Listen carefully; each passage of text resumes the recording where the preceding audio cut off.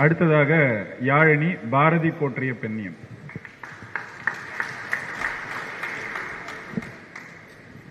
முண்டாசு சூரியனே, மனித குலத்தில் மூத்தவனே, பெண்கள் பேசவே கூடாது அப்படின்னு சொல்லிட்டு இருந்த சமூகத்துல பெண்களுக்காக முதல்ல குரல் கொடுத்த ஒரு ஆளு பாரதி. இன்னைக்கு பெண்களை ஒரு அழகோட தான் எல்லாரும் ஒப்பிடுறாங்க. பெண்கள் அப்படின்னா அழகா இருக்கணும் அப்படின்னு. ஆனா பாரதி எந்த இடத்துலயும் பெண்கள் அழகா இருக்கணும்னு சொன்னதே இல்லை. பெண்கள் அறிவோட தான் ஒப்பிட்டு இருக்காரு. பெண்கள் அறிவா இருக்கணும்னு தான் சொல்லியிருக்காரு. பெண் எனப்படுவது அறிவே. பெண் கல்வி கற்றால் பேதமையற்று வையகம் பெருத்திடும் சொல்லியிருக்காரு. பெண்கள் கல்வி கற்றா இந்த உலகமே மூட நம்பிக்கையிலிருந்து வெளியே வரும். இன்னொன்னு சொல்லுவாங்க, பெண்களுக்கு அச்சம், மடம், நாணம், பயிர்ப்பு இது எல்லாமே பெண்களுக்கு இருக்கணும் அப்படின்னு. பாரதி சொல்றாரு, அச்சமும் நாணமும் நாய்களுக்கு வேண்டுமாம். அச்சம், நாணம் இதெல்லாம் நாய்களுக்கு இருக்கட்டும், பெண்களுக்கு என்ன இருக்கணும் அப்படின்னு சொல்லியிருக்காரு. ஞான நல்லறம் வீர சுதந்திரம் அப்படின்னு. ஞான நல்லறம்னா இப்போ பொதுவா பெண்கள் வீட்டை நிர்வகிக்கணும் அப்படின்னா என்ன சொல்லுவாங்க அப்படின்னா, நல்லா சமைக்கணும், நல்லா பாத்திரம் தேய்க்கணும், நல்லா துணி துவைக்கணும், இப்படிதான் சொல்லுவாங்க. ஆனா பாரதியார் ஞான நல்லறம்னு எப்படி சொல்லியிருக்காருன்னா, அறிவை வச்சு வீட்டை நிர்வகிக்கணும் அப்படின்னு சொல்லியிருக்காரு. ஞான நல்லறம், உன்னோட அறிவை வச்சு வீட்டை முன்னேற்று, பிள்ளைங்களை பார்த்துக்கோ, அறிவை வச்சு வீட்டை வளரு அப்படின்னு சொன்னாரு. இதுல மட்டுமா பெண்ணியம் பேசினாரு? பெண்களுக்கு அரசாள்ற உரிமையும் கொடுக்கணும் அப்படின்னு சொன்னார். பட்டங்கள் ஆள்வதும் சட்டங்கள் செய்வதும் பாரினில் பெண்கள் நடத்த வந்தோம். முதல்ல பெண்களுக்கு அரசியல் பேசுறதுக்கான வாய்ப்பை கொடுத்தாதான் அவங்க ஆட்சி அதிகாரத்துல உட்காருவாங்க.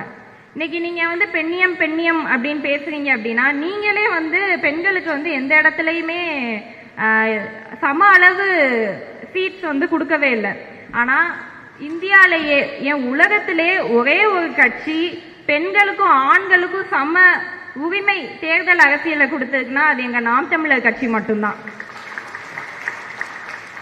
ஏன்னா நாங்க மட்டும்தான் பாரதியாரோட கொள்கைய முழுசா ஃபாலோ பண்றோம். சும்மா பேருக்கு பெண்ணியம் பேசிக்கிட்டு பெண்களுக்கு எந்த வகையான வாய்ப்பையும் கொடுக்காம இருந்தது நாங்க கிடையாது. பாரதியாரோட பெண்ணியம் பத்தி தெரிஞ்சுக்கணும் அப்படின்னா, அவரோட கவிதைகளை தாண்டி கட்டுரைகள்ல நிறைய தெரிஞ்சுக்கலாம்.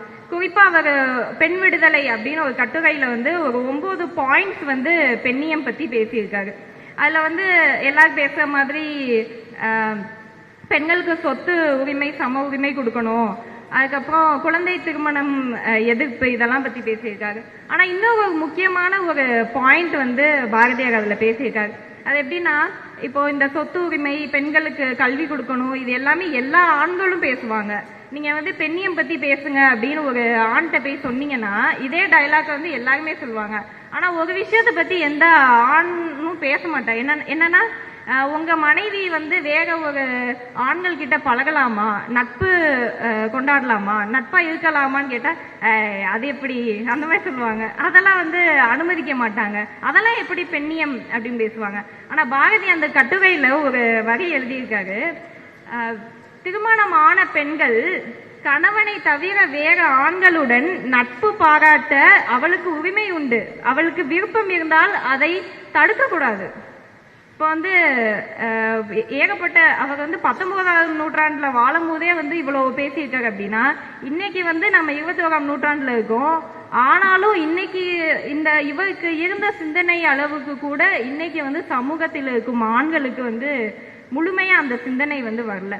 இவன் கூட பேசக்கூடாது, அவன் கூட பேசக்கூடாது, இந்த சொல்லுவோம்ல டாக்ஸிக் மென், அந்த புழக்கம் இன்னைக்குமே இருக்கு. ஆனா அப்பவே இவ்வளவு ஒரு பெண்ணியம் ஆழ்ந்த உள்வாங்கல் வாங்கி பெண்ணியம் பேசியிருக்காரு அப்படின்னா அது ஒரு கண்டிப்பா ஒரு வியப்புக்குரிய ஒரு விஷயம் தான். பாரதியார் பெண்ணியத்தை வெறும் பேச்சுல மட்டும் காமிச்சிட்டு போனவர் இல்ல, நடைமுறையில பெண்ணியம் காமிச்சவர். பாரதிதாசன் ஒரு மேடையில பாரதியார் எப்படிப்பட்டவர்னு சொல்றதுக்கு சொல்லியிருக்காரு, என்னோட மகள் வங்காள தேசத்துக்கு போய் நான் வேற ஒரு ஆணை வேற ஒரு சாதிக்கார பையனோட போய் நான் ஓடி போய் திருமணம் பண்ணிக்கிட்டேன்ப்பா அப்படின்னு கடிதம் எழுதுனா நான் ரொம்ப சந்தோஷப்படுவேன் அப்படின்னு சொல்லியிருக்காரு. இவர் தான் உங்களுக்கு சாதி வெறியனா? அப்ப தன் மகளுக்கு சொந்த வீட்டுல பெண்ணியம் காட்டுறது தானே பெரிய விஷயம். பெண்ணியம் கட்டுரை வகைக அப்படின்னு ஒரு ஆணாதிக்க ஆணை கூப்பிட்டு இந்தாப்பா பெண்ணியம் கட்டுரை வகைக அப்படின்னு கொடுத்தா எழுதுவாங்க பக்கம் பக்கமா. எல்லாருமே எழுத முடியும் பெண்ணிய கட்டுரை, பெண்ணியத்தை பத்தி பேச முடியும். உங்க வீட்லயே நீங்க பெண்ணியத்தை காட்டலன்னா அப்புறம் எப்படி நீங்க நாட்டுல காட்டுவீங்க? இப்ப எல்லாமே ஒரு கேள்விக்குறியாதான் இருக்கு பிற கட்சிகள் பேசும் பெண்ணியம் எல்லாமே. இப்ப இதுல பெண்ணியத்தை தாண்டி முக்கியமான விஷயம் வந்து காதலை வந்து பாரதியார் போற்றிருக்காரு. இப்பயும் இந்த காலத்திலயும் பெண்களுக்கு வந்து காதல் உரிமையே இல்லை. தன்னோட மகள் வந்து காதல் பண்ணாங்க அப்படின்னா வேற ஒரு சாதி ஆணையோ வேற ஒரு மத ஆணையோ காதல் பண்ணாங்க அப்படின்னா கொலை பண்ற அளவுக்கு கூட இன்னைக்கு வந்து சமூகம் இருக்கு. ஆனா அந்த காலத்திலேயே வந்து அவங்க இப்படி பண்ணியிருக்காரு அப்படின்னா அது வந்து ஒரு வியப்புக்குரிய விஷயம்தான். இன்னொன்னு பெரியப்பா செந்தமிழன் சீமான் அவர்கள் சொன்னாரு, அவர் நின்றுட்டு இருப்பாரு, செல்லம்மா வந்து உட்கார்ந்துட்டு இருப்பாங்க. அந்த புகைப்படத்தை நல்லா பாத்தீங்கன்னா அவரோட இன்னொரு மகளும் உட்கார்ந்துதான் இருப்பாங்க. அந்த புகைப்படத்துல பெண்கள் எல்லாருமே உட்கார்ந்து இருப்பாங்க, ஆண்கள் வந்து நின்றுட்டு இருப்பாங்க. அவர் வீட்டுல அவர் பெண்ணியத்தை ஃபர்ஸ்ட் காமிச்சாருங்க, அப்புறம் தான் வெளியே வந்து பேசினாரு. அவர் வந்து செல்லம்மாக்கு எழுதின கடிதம் வந்து 2 தான் இருக்கு. அதுல வந்து எல்லாரும் பொதுவா என்ன எழுதுவாங்க, அன்பு மனைவி அப்படின்னு எழுதுவாங்க. ஆனா அவர் எழுதியிருக்காரு அன்பு காதலி அப்படின்னு.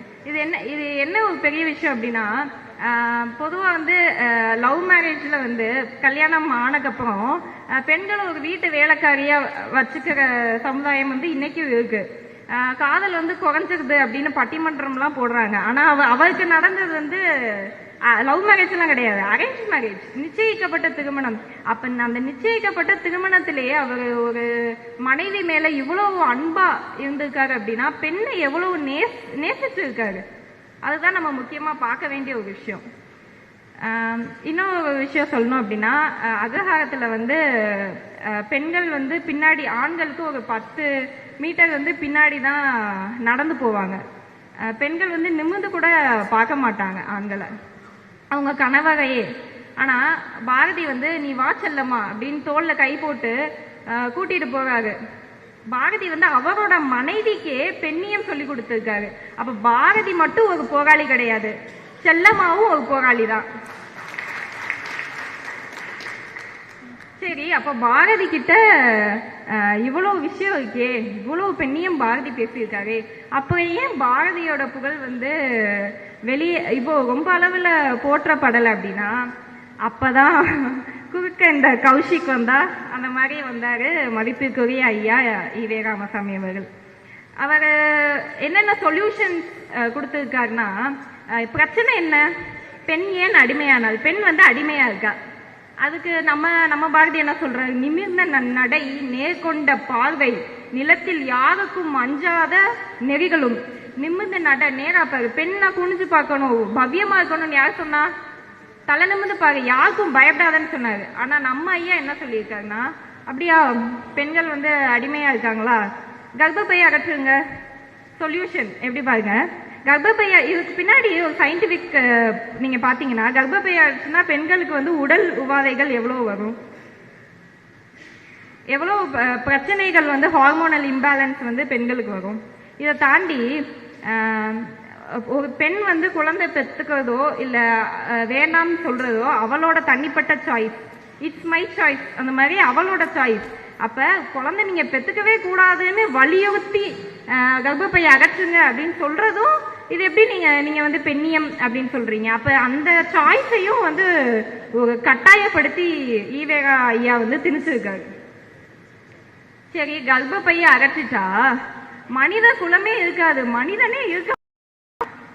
அப்ப எவ்வளவு பெரிய சொல்யூஷன் பாருங்க, மொத்தமா மனித இனத்தையே க்ளோஸ் பண்ற அளவுக்கு ஒரு சொல்யூஷன் கொடுத்திருக்காரு. இந்த அளவுக்கு தான். இதோட இது என்ன பிரமாதம், இன்னொரு ஸ்பெஷல் ஐட்டம் இருக்குங்க மாதிரி ஒரு போட்டோ இருக்கு. அவர் வந்து சாப்பிட்றதுக்கு வந்து உட்காந்துருக்காரு. அப்போ வந்து மணியம்மை அம்மா வந்து கை கழுவுறதுக்கு வந்து அவர் தட்டில் வந்து இப்படி தண்ணி ஊற்றுறாங்க, அதில் வந்து கை கழுவுறாரு.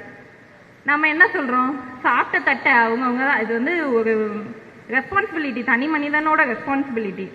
எச்சத்தட்டை எடுத்து தான் பெண்கள் வந்து காலங்காலமா வந்து ஆண்கள் சாப்பிடுவாங்க. அந்த எச்சத்தட்டை எடுத்து விலக்கி ஆண்கள் எந்த வேலையும் பார்க்க மாட்டாங்க முன்னாடிலாம். அப்ப இப்படிதான் பெண்கள் வந்து வாழ்ந்துட்டு இருந்திருக்காங்க. அப்ப பெண்ணியம் பேசினவர் வந்து என்ன பண்ணியிருக்கணும், இதுக்கு இந்த எந்த சிம்டம்ஸும் தெரியாம தானே வாழ்ந்துருக்கணும். போட்டோலயே வெட்ட வெளிச்சமா இருக்கு. அப்ப சாப்பிட்ட தட்டை எடுத்து சிங்கு தொட்டியில போட்டு கழுவி கை கழுவ கூட முடியாத ஒரு ஆளை தான் பெண்ணியவாதி பெண்ணியவாதி பெண்ணியவாதி நம்ம எல்லாரையுமே நம்ப வச்சிருக்காங்க.